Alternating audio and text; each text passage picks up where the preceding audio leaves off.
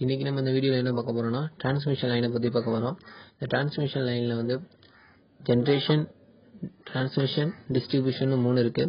பேசிக்காக இப்போ நம்ம பார்க்க போகிறது வந்து டிஸ்ட்ரிபியூஷன் பற்றி பார்க்கணும். டிஸ்ட்ரிபியூஷன் ஒன்றும் இல்லை, நம்ம வீட்டுக்கிட்ட இருக்கிற டிரான்ஸ்ஃபார்மர் பற்றி தான் பார்க்க போகிறோம். அந்த டிரான்ஸ்ஃபார்மர்லேருந்து இந்த மாதிரி குட்டி குட்டி டிரான்ஸ்ஃபார்மர் போட்டு வீட்டுக்கு வந்து சப்ளை கொடுப்பாங்க. அது என்னென்ன அப்படிங்கிறத இந்த வீடியோவில் பார்க்கலாம். முதல்ல இந்த வீடியோ வந்து ரொம்ப ஹெல்ப்ஃபுல்லாக இருக்கிறது வந்து ட்ரிபிள் ஸ்டூடெண்ட்ஸ், எலக்ட்ரிக்கலில் வந்து இன்ஜினியரிங் படிக்கிறீங்க, அப்புறம் டிப்ளமோ படிக்கிறீங்கன்னா அந்த ஸ்டூடெண்ட்ஸுக்கு மட்டும்தான் அந்த வீடியோ ரொம்ப ஹெல்ப்ஃபுல்லாக இருக்கும். அதனால் இந்த வீடியோ ஸ்கிப் பண்ணாமல் பாருங்கள்.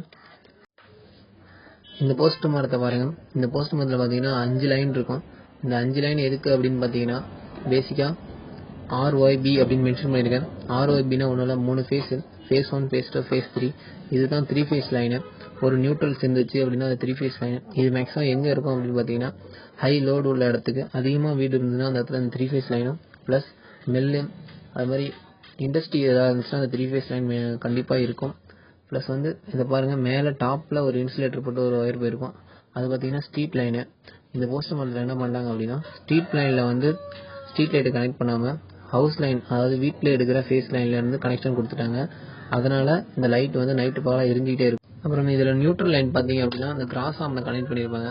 நீங்கள் வந்து ஒரு போஸ்ட் மரத்தில் பார்த்தீங்க அப்படின்னா நியூட்ரல் லைன் அப்படிங்கிறது வந்து ரொம்ப ஈஸியாக கண்டுபிடிச்சிடலாம்.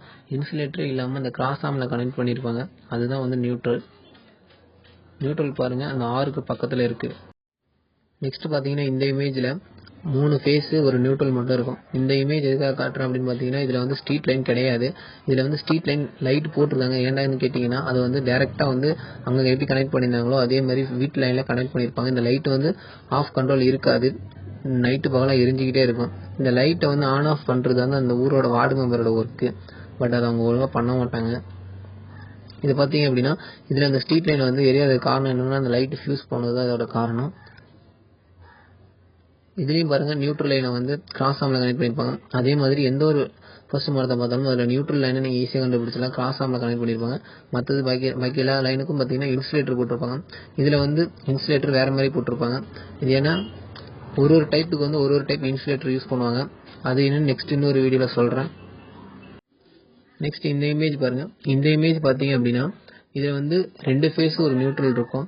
இது எதுக்கு அப்படின்னு பார்த்தீங்கன்னா வீடு கம்மியாக இருக்குது, ஹவுசஸ் கம்மியாக இருக்குன்னா அந்த இடத்துல இந்த மாதிரி யூஸ் பண்ணுவாங்க. ஒரு 5 வீடு 6 வீடு இருக்குது அப்படின்னா இந்த டைம் 2 ஃபேஸு ஒரு நியூட்ரல் மட்டும் எடுத்துருப்பாங்க.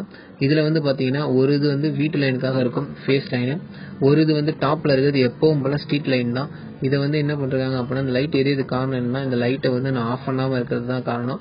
இதில் வந்து பார்த்தீங்கன்னா ஒரு ஸ்ட்ரீட் லைன் ப்ளஸ் வந்து ஒரு ஃபேஸ் இருக்கும். நம்ம வந்து ஸ்ட்ரீட் லைன்லேருந்து நம்ம வீட்டுக்கு தேவையான ஃபேஸ் எடுக்கலாம். அப்படி எடுத்தோம் அப்படின்னா காலையில் 6 மணிக்கு அதை ஆஃப் பண்ணிட்டாங்க அப்படின்னா நம்ம வீட்டுக்கு கரண்ட் வராது. அதுதான் ஒரே ரீசன். நெக்ஸ்ட்டு வந்து ஃபேஸை வந்து நமக்கு ஸ்ட்ரீட் லைன்லேருந்து ஃபேஸ் லைன் எடுக்கக்கூடாது. இதுவும் பாருங்கள், கிராஸ் ஆர்ம் வந்து நியூட்ரலில் கனெக்ட் பண்ணிடுவாங்க.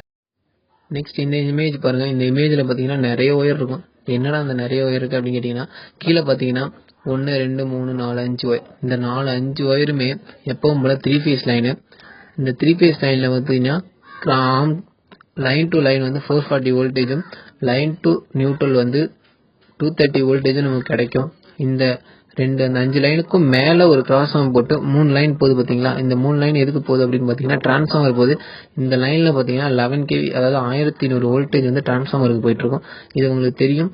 அந்த போஸ்ட் மரத்துலேயே இன்னும் கொஞ்சம் ஹைட்டில் கிராஸ் ஆர்ம் போட்டிருப்பாங்க. நார்மல் லென்த் லைனுக்கு மேலே ஒரு கிராஸ் ஆர்ம் போட்டு 3 லைன் போச்சு அப்படின்னா அது வந்து வித்தவுட் நியூட்ரலில் போகும். 11 kV 1100 வோல்டேஜ் வந்து டிரான்ஸ்ஃபார்மருக்கு போகும். இது வந்து மோஸ்ட்லி எல்லா இடத்துலையும் பார்க்க முடியாது. டிரான்ஸ்ஃபார்மர் இருக்கிற இடத்துக்கிட்ட மட்டும்தான் இந்த லைன் நீங்கள் பார்க்க முடியும். நெக்ஸ்ட் டைம் டிரான்ஸ்ஃபார்மர் கிட்ட போனீங்கன்னா இந்த லைனுக்கு மேலே அந்த லைன் இருக்கா அப்படின்னு ஒன் டைம் செக் பண்ணி பாருங்கள். நெக்ஸ்ட் இந்த இமேஜ் பாருங்கள். இந்த இமேஜில் வந்து 2 ஒயர் இருக்கும். ஒன்று வந்து நியூட்ரல், ஒன்று வந்து ஃபேஸு. இது வந்து ரொம்ப வீடு கம்மியாக இருக்குது அப்படின்னா 2 வீடு 3 வீடு தான் இருக்குது அப்படின்னு பார்த்தீங்கன்னா இந்த மாதிரி போஸ்ட் மரம் தான் போட்டிருப்பாங்க. போஸ்ட் மரம் காமன் ப்ளஸ் 2 ஒயர் தான் போகும். ஒன்று நியூட்ரல், இன்னொன்று ஃபேஸு. இதுலேயே ஸ்ட்ரீட் லைட் கனெக்ட் பண்ணிடுவாங்க. அந்த ஸ்ட்ரீட் லைட்டும் அப்படி தான் ராத்திரி பகலாம் எரிஞ்சிக்கிட்டே இருக்கும். வித்தவுட் ஆஃப் கண்ட்ரோலில் இருக்கும். அவ்வளோதான் ஃப்ரெண்ட்ஸ் இந்த வீடியோ. Okay, thank you.